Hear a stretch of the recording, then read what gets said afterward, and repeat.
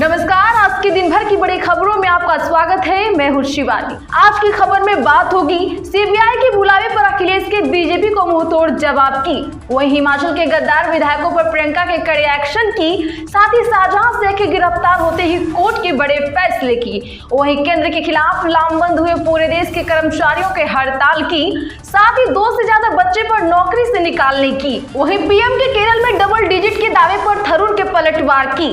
और खबर के अंत में बात होगी तेजस्वी ने क्यों कहा बीजेपी जीतेगी सभी 543 सीटें। इसी के साथ आज दिन भर की सभी प्रमुख और बड़ी खबरों को जानेंगे विस्तार से। उससे पहले एक नजर सुर्खियों पर। अखिलेश यादव ने समन का जवाब लिखित में भेजा, बोले सभी जानते हैं कौन भेजवा रहा है, भाजपा व मनोज पांडे को डिप्टी सीएम बना दे। टीएमसी ने शेख शाहजहां को पार्टी से निकाला, ईडी टीम पर हमले के केस में आज ही बंगाल पुलिस ने किया गिरफ्तार। हिमाचल कांग्रेस के 6 बागी विधायकों पर बड़ी कार्रवाई, विधानसभा की सदस्यता हुई बर्खास्त। थरूर बोले भाजपा को केरल में 2 0 मिलेंगे, पार्टी यहां की संस्कृति इतिहास नहीं समझती, पीएम ने डबल डिजिट सीट जीतने की उम्मीद जताई थी। तेजस्वी बोले नीतीश और जेडीयू इसी साल खत्म हो जाएंगे, चंडीगढ़ मेयर जैसे चुनाव हुए तो बीजेपी 400 क्या सभी सीटें जीतेगी। असम में सीए के खिलाफ बंद के आह्वान पर डीजीपी बोले रोजाना होगा 1643 करोड़ का नुकसान, आंदोलनकारियों से करेंगे वसूली। 2 से ज्यादा बच्चे होने पर सरकारी नौकरी नहीं, सुप्रीम कोर्ट ने राजस्थान हाईकोर्ट का फैसला रखा बरकरार, कहा नियम भेदभाव नहीं करता है। मैनपुरी पहुंची सांसद डिंपल अखिलेश यादव को सीबीआई के समन पर बोली सरकारी एजेंसियों का दुरुपयोग कर रही है बीजेपी। 2029 तक देश में हो सकते हैं एक साथ चुनाव, सरकार गिरने पर यूनिटी गवर्नमेंट बनेगी, लॉ पैनल संविधान में जोड़ेगा नया चैप्टर। किसानों के दिल्ली कूच पर आज ऐलान, खनौरी बॉर्डर से किसान सुबकरण की आखिरी यात्रा शुरू, भटिंडा में होगा संस्कार। पुरानी पेंशन पर अनिश्चितकालीन हड़ताल का ऐलान, रेल रक्षा उपक्रम होंगे बंद, सरकारी दफ्तर भी इसमें होंगे शामिल। लोकसभा चुनाव तक सुख हुई रहेंगे, हिमाचल के सीएम प्रियंका गांधी की एंटी से दूर हुआ हिमाचल प्रदेश का संकट। जेलों में बंद रोहिंग्या शरणार्थियों को रिहा करने की याचिका पर मार्च में होगी सुनवाई। कांग्रेस घोषणा पत्र में जाति जनगणना सबसे ऊपर, न्याय संकल्प पत्र में राहुल के मन की बात आई सामने। 73 मुस्लिम जातियों को ओबीसी दर्जा चाहती है ममता बनर्जी, राष्ट्रपति से शिकायत करेगा पिछड़ा वर्ग आयोग। मजबूरी में करना पड़ा गिरफ्तार, शाहजहां शेख के पकड़े जाने पर बोली भाजपा, तृणमूल पर लगाए गंभीर आरोप। शरद पवार ने मेरी जगह अजीत को बढ़ाया, वरना 36 साल पहले ही टूट जाती एनसीपी, जंग में उतरे एक और भतीजे। रेवती रमण भी अखिलेश यादव से हुई नाराज, सपा को लगेगा एक और झटका, अटकलों पर जानिए क्या बोले पूर्व सांसद। सुप्रीम कोर्ट ने पलटा अपना ही फैसला, अब 6 महीने में अपने आप ही खत्म नहीं होगा स्टे। 98 कलाकारों को संगीत नाटक अकादमी सम्मान, राष्ट्रपति ने दिया अवार्ड, 80 युवाओं को मिला बिस्मिल्लाह खान पुरस्कार। हिंदुओं को सिर्फ मंदिर में प्रवेश करने और पूजा करने का ही अधिकार, नहीं बन सकते पुजारी, हाईकोर्ट का बड़ा फैसला। अब्दुल मालिक का बेटा मोहित भी दिल्ली में हुआ गिरफ्तार, हल्द्वानी घटना के बाद से था फरार। राहुल गांधी की भारत जोड़ो न्याय यात्रा के समर्थन में निकाली जा रही है जन जागरण यात्रा। कर्नाटक बीजेपी ने कांग्रेस पर लगाया तुष्टीकरण का आरोप, कहा राज्य की संपत्ति अल्पसंख्यकों को गई है सौंपी। कनाडा संघ तल्ख रिश्तों की आग में झुलस रहे युवाओं के सपने, 7 समंदर पार बसने के लिए आवेदन में 62% की हुई गिरावट। चलिए अब जानते हैं बड़ी और प्रमुख खबरों को विस्तार से। उससे पहले प्लीज वीडियो को एक लाइक कर खबरों को आखिर तक जरूर देखें। अखिलेश यादव ने समन का जवाब लिखित में भेजा, बोले सभी जानते हैं कौन भेजवा रहा है, भाजपा व मनोज पांडे को डिप्टी सीएम बना दे। दरअसल बता दें कि सपा प्रमुख अखिलेश यादव आज सीबीआई के सामने पेश नहीं हुए। सीबीआई ने 5 साल पुराने अवैध खनन केस में उन्हें दिल्ली में बतौर गवाह पूछताछ के लिए बुलाया था। हालांकि उन्होंने लिखित में सीबीआई को जवाब भेज दिया है। लखनऊ में पार्टी मुख्यालय पर उन्होंने कहा कि सभी जानते हैं कि ये समन कौन भिजवा रहा है। उन्होंने कहा कि 2019 के बाद यानी पिछले 5 सालों में कोई जानकारी क्यों नहीं मांगी गई। मैं समझता हूं कि जब चुनाव आएगा तब नोटिस भी आएगा। भाजपा इस समय सबसे ज्यादा कमजोर है, वह घबराई हुई है। शेख शाहजहां 10 दिन की पुलिस रिमांड पर बेल के लिए पहुंचा वकील तो हाईकोर्ट बोला उसे कस्टडी में ही रहने दो, हमें हमदर्दी नहीं। दरअसल बता दें कि पश्चिम बंगाल के संदेश खाली में महिलाओं से दुर्व्यवहार और जमीन हड़पने के आरोपी टीएमसी नेता शेख शाहजहां को बशीरहाट न्यायालय ने 10 दिन की पुलिस रिमांड पर भेज दिया। शेख को बंगाल पुलिस ने गुरुवार को 24 परगना के मोना खान इलाके से उसे गिरफ्तार किया था। वह 55 दिन से फरार था। बता दें कि शाहजहां की गिरफ्तारी को लेकर साउथ बंगाल के एडीजी सुप्रीम सरकार ने कहा कि वह 5 जनवरी को ईडी अफसरों पर हुए हमले के मुख्य आरोपियों में शामिल था। उसे इसी मामले में गिरफ्तार किया गया है। हिमाचल कांग्रेस के 6 बागी विधायकों पर बड़ी कार्रवाई, विधानसभा की सदस्यता की गई बर्खास्त। दरअसल बता दें कि हिमाचल विधानसभा के स्पीकर कुलदीप पठानिया ने राज्यसभा चुनाव में क्रॉस वोटिंग करने वाले 6 कांग्रेसी विधायकों को अयोग्य करार दे दिया है। उन्हें पार्टी व्हिप के उल्लंघन का दोषी माना गया है। बता दें कि हिमाचल के इतिहास में पहली बार विधायकों पर ऐसी कार्रवाई की गई है। स्पीकर ने कहा, ये लोग आया राम गया राम की पॉलिटिक्स कर रहे हैं, ऐसा नहीं होना चाहिए। इन लोगों ने खुद एंटी डिफेक्शन लॉ को न्योता दिया है। वहीं हिमाचल कांग्रेस अध्यक्ष प्रतिभा सिंह ने विधायकों के निष्कासन पर सवाल उठाए। उन्होंने कहा, विधायकों की नाराजगी जायज है, फैसला हाई कमान को लेना है। वहीं बीजेपी ने कहा कि अयोग्य विधायक हमारे ही होंगे।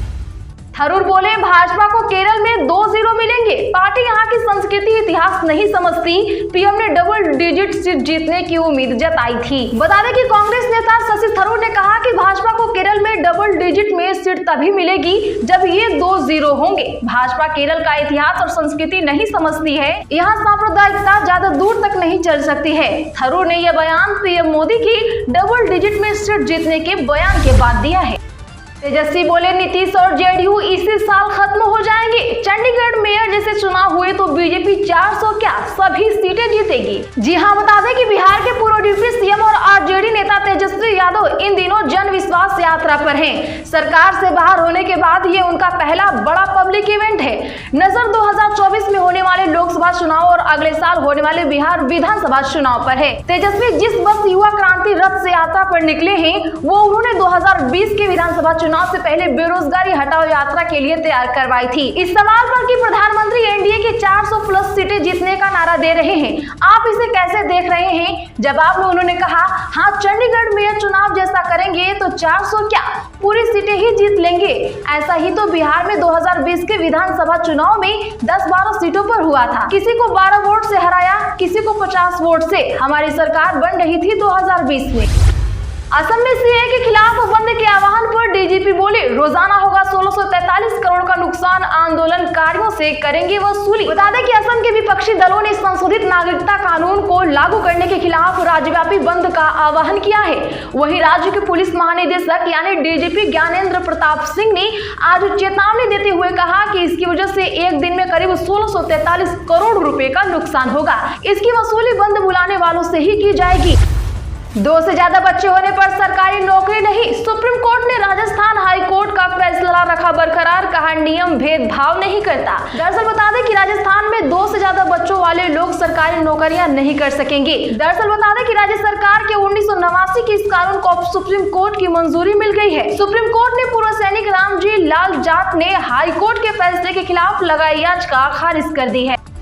मैनपुरी पहुंची सांसद डिंपल यादव, अखिलेश को सीबीआई के समन पर बोली, सरकारी एजेंसियों का दुरुपयोग कर रही है बीजेपी। बता दें कि उत्तर प्रदेश के मैनपुरी पहुंची सपा सांसद डिंपल यादव ने पार्टी कार्यकर्ताओं के साथ बैठक की है। इसके बाद मीडिया से बातचीत में उन्होंने भाजपा को निशाने पर लिया।